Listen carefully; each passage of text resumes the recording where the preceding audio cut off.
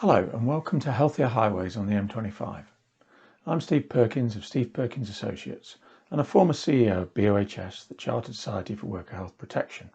I'm proud to be representing BOHS as a member today, and I'll be talking about the work my company is doing in partnership with Connect Plus on the M25. We're a specialist occupational hygiene and health consultancy, combining scientific expertise and business change acumen to deliver transformational workplace health protection. We'll be looking at preventing work-related ill health in highways, construction, renewal and maintenance. We'll start by looking at the big picture of workplace health. Contrary to what you might expect, it's not all COVID and well-being, as important as those topics are.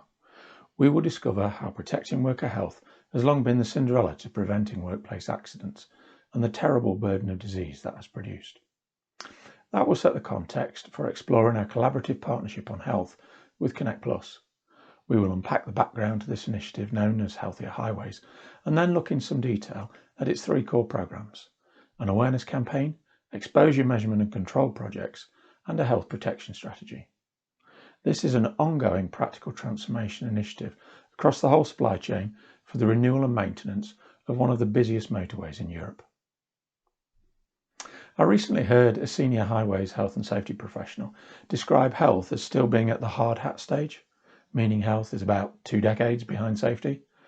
Obviously that gap varies across industrial sectors, but I think it's a fair assessment for highways and large parts of construction. Exposure risks arise from a wide range of hazards in these sectors, such as silica and other dusts, bitumen solvent fumes, noise and vibration, diesel exhaust emissions and welding fumes, manual handling and solar radiation. It is a toxic cocktail, which if not accurately assessed and effectively controlled, can lead to a range of debilitating and potentially deadly diseases. Before we look at just how big the health problem is, I want to remind us that each number in the statistics is a real human story. James is a foreman currently working for one of our M25 framework contractors. This is a short video of his story. So James, what's the issues you've got with work-related ill health? So several years ago I worked for a company and we were taking down an internal water tank in a hospital, and the guy we were working for didn't supply ear protection, RPE, anything of any good. What he did supply was very substandard. This was about 3 years, maybe 4 years ago. Worked in that environment for a year. Eventually I collapsed on the sofa and got taken to hospital, and the doctor asked me what I'd done for a living. I told him. He said, "You have to work there anymore because if you carry on working there you're going to die." At the point I was coughing up big black lumps of horrible stuff, and yeah, I quit the next day. As a result, I've got tinnitus. I suffer from shortness of breath quite a lot, and find just the simplest of things I used to enjoy and done naturally and easily very difficult sometimes now. It's definitely changed my life, and it's something I think about quite a lot and try and drum into the guys that we've got on site. But it's like everything, it doesn't matter until it affects you. When we talk to audiences about workplace health, we often ask the question, what is it that the balance of your time spent between working on accident prevention and ill health prevention? We caveat the question with a reminder to exclude any time spent on promoting personal well-being. Not that that isn't a good thing, it's just so we can focus on ill health caused directly by the workplace and covered by the Health and Safety at Work Act. Obviously the answer varies depending on the sector, but like many sectors involving physical labour and particularly construction and highways, the answer is quite revealing. The most common response is 10% of time on health and 90% of time on safety. And that applies whether people are based at a site, depot or the office. The Health and Safety Executive reports there are an estimated 13,000 work-related ill health deaths each year and around 150 accident deaths. Just like James, each one of those is a human story. But it doesn't take a mathematician to work out that means 99% of all work-related fatalities are due to occupational disease. And yet, we spend 90% of our health and safety time on occupational accidents. Now, often at this point, some will argue those health deaths are all caused by past exposures, so we shouldn't worry about them. By the definition of exposure-related disease, that's obviously true. But the HSE also reports there are tens of thousands of new cases of potentially fatal occupational diseases like cancer and silicosis each year. It's also important we keep researching and horizon scanning for emerging exposure threats, but we are still failing badly to deal with the things we have known about for decades. So, what about the construction industry's part in all this ill health, disease and death? Unfortunately, HSE statistics show it's not good. Annually, 4,000 construction workers die from occupational diseases. That accounts for 44% of all work-related cancers across all sectors. And each year there are another 5,500 new cases of cancer just in construction. At any one time, there are 82,000 construction workers with work-related ill health, ranging from MSDs to asthma and noise-induced hearing loss to stress. So that's a quick overview of the big picture of workplace health. Let's move on to look at our work to improve things in highways through our partnership with Connect Plus on the M25. The M25 is one of the busiest road networks in Europe and is the UK's most valuable system of road infrastructure. Its busiest section in the southwest quadrant is used by over 250,000 vehicles a day.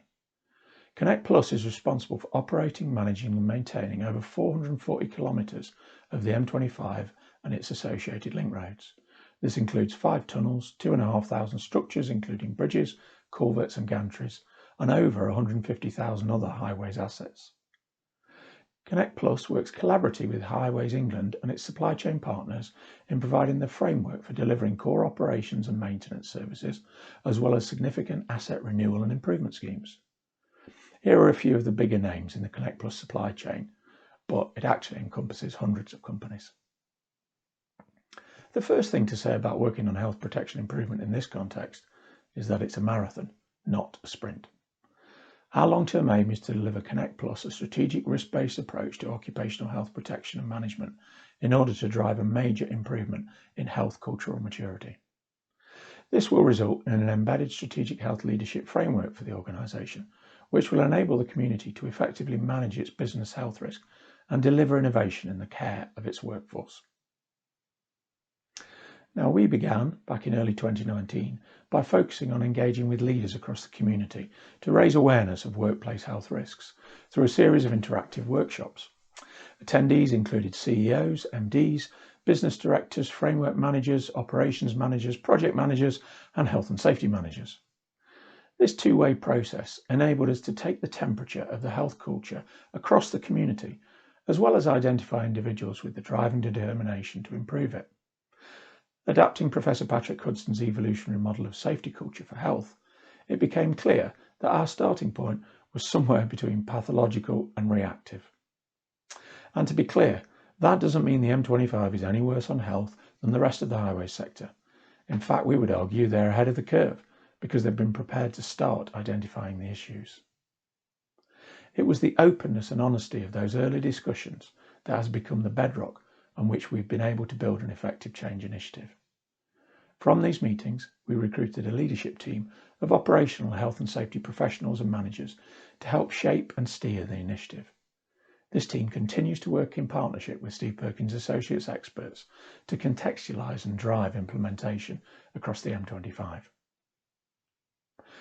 Given where health protection culture was at, we knew the place to start was awareness. So we created and launched a live campaign called Healthier Highways to raise awareness of health hazards and increase understanding of the risks and controls. Secondly, in late 2019, we began an occupational hygiene investigation into dust and noise exposures in asphalt surfacing works. The leadership team had already decided to focus on healthier highways on dust and noise to begin with, as two prevalent exposure hazards with serious health consequences. This investigation allowed us to achieve some early wins in improving health protection on what can be hazardous work, whilst also helping the community engage with the unfamiliar practice of occupational hygiene. Finally, our strategy development stream got underway in late 2020, beginning with a coached gap analysis for health protection systems, leadership and practices. This encompassed Connect Plus services and all the framework contractors, and has led to some really positive outcomes with sharing of good practice and individual action plans for each company. So let's look in more detail at each of these three programs. During 2020, we developed and progressively launched a range of resources for the awareness campaign. We have Healthier Highways pages on the corporate M25 website, giving an overview of the initiative and a download of the launch brochure. We've produced task-based health fact sheets for site managers and supervisors to enable them to quickly understand the hazards, risks and controls associated with particular highways works. A number of senior managers conduct regular health and safety site and depot tours to engage with local teams. Inevitably, we found that they are much more comfortable holding safety rather than health discussions. So we've developed and are trialling a pack of Good Health Conversations playing cards with a range of health discussion starter questions, and these are available as both physical and e-cards. We've created Toolbox Talk videos on dust and noise contextualised for highways in the M25. These are aimed at raising awareness amongst supervisors and operatives and motivating them to take action. We'll be accompanying their rollout with suggestions for discussion starter questions. In addition, we are currently working on short training courses to support the supervisors who will deliver these Toolbox Talk videos and discussions. As we identify good health protection practices across the M25, we're writing this up in case studies which will be published publicly on the corporate website. We recently released the first of these on planing dust control in surfacing works. One of our first projects was to create a regular award for the best health-related submission into the integrated community database of health and safety concerns and observations. There had been regular safety awards for a while. This is a very important database and drives a lot of improvement work. We had found that typically 80% of submissions were safety related and only 20% were health related. And of those health submissions, most were COVID or PPE related, with hardly any focusing higher up the hierarchy of control. Our first award was made in Q2 of last year, and over the next 2 quarters we've seen successive rises in the number of health submissions, with an increasing trend in ones not just relating to COVID and PPE. This provides the first early signs, apart from much anecdotal evidence, that Healthier Highways is beginning to have a positive effect across the community. Our measurement and control work on asphalt planing with Tarmac and Skanska is a presentation in itself, but I will try to summarise it for you in a single slide. Initial personal exposure monitoring showed that silica dust levels were low, but respirable dust levels were near or above the advisory exposure limit and action was required. We formed a collaborative supply chain working group with the main and subcontractors and Perkins, the planing manufacturer. In discussion, it became apparent that the planing industry was working to old inhalable and respirable dust limits withdrawn by HSE back in 2011 when new data emerged showing evidence of health effects at lower levels. The large planing machines have both a vacuum extraction system and a water spray system shown in the diagram on the left of the slide. The water spray is meant to cool the tools on the rotating planing drum and damp down dust from the drum and dust on the conveyor belt that takes planed materials into the waiting lorry, as shown in the photo on the bottom right of the slide. From our conversations with operatives on site and in the working group, it became apparent that these controls were not being used properly in practice. Firstly, the vacuum fan system needed more regular maintenance to ensure adequate suction performance. Secondly, for a number of reasons, planer operators regularly turned off the water supply to the belt to conserve water. As the graph of static respirable dust exposure results shows, restricting the water in this way more than doubles the dust levels. The working group has now agreed improved working practices to make full use of these engineering controls on M25 asphalt planing, and this is being followed up with changes to procedures and training through the supply chain. Following this early success, we were moving on this year to perform an occupational hygiene investigation of concrete works on the M25, where silica is obviously expected to be more of an issue. Our strategy development work is based on Steve Perkins Associates' excellence model for workplace health protection. This starts with a vision and commitment of everyone protected at work. Around the outside are 5 critical success factors that need to be achieved. The clockwise arrows indicate these tend to flow in sequence from awareness to ownership, risk management and culture change to protection assurance. To support the achievement of these CSFs, there are 5 strategic enablers which in one way look no different to safety excellence, but actually are because they're based on the scientific discipline of occupational hygiene rather than on occupational safety. We began with a coach gap analysis in late 2020 using the BOHS High Standard Assessment tool. This was developed as part of the BOHS Breathe Freely campaign and has growing adoption within construction. This has given us a sound starting point to begin to look at other tools and processes that need to be in place as part of a strategic approach to health protection. These include a more objective health protection culture assessment, a business health risk profiling process to enable a top-down prioritisation of health risk improvement activity, then a health risk management improvement tool to support site managers in improving practice on the ground. We also plan to engage with the community's intelligent procurement strategy to drive health protection improvement through the supply chain. Our goal is to pull all this together with health protection leading key performance indicators and a management dashboard. It's early days for this programme, but engagement from contractors with the gap analysis has been both encouraging and positive. So that is a whistle-stop tour of healthier highways on the M25. So what conclusions have we drawn so far? Well, firstly, we conclude that it's taken courageous leadership from the execs of Connect Plus and its contractors to really look at occupational hygiene exposure risks and open up the honest conversations needed on worker health protection. Secondly, we all recognise that the transformation we are looking for requires culture change, so engagement at all levels across the organisations is critical. We have to reach operatives, supervisors, managers and directors to ensure that change becomes properly embedded. Thirdly, there's no substitute for accurate assessment and effective control of exposure risks. And that does mean making exposure measurements where necessary. Our planing dust work has shown conclusively what effect controls have on exposure and health risk.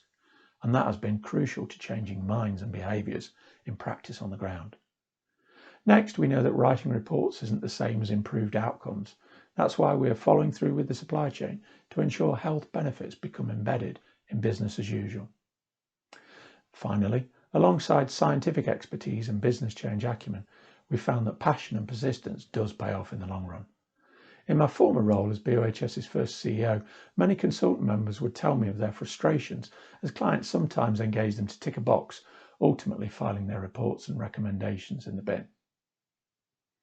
On the contrary, on the M25 we are building a long-term partnership with Connect Plus and the community to improve worker health protection in highways. We hope you found this case study helpful. If you'd like to know more, visit www.connectplusm25.co.uk. Connect Plus, Healthier Highways.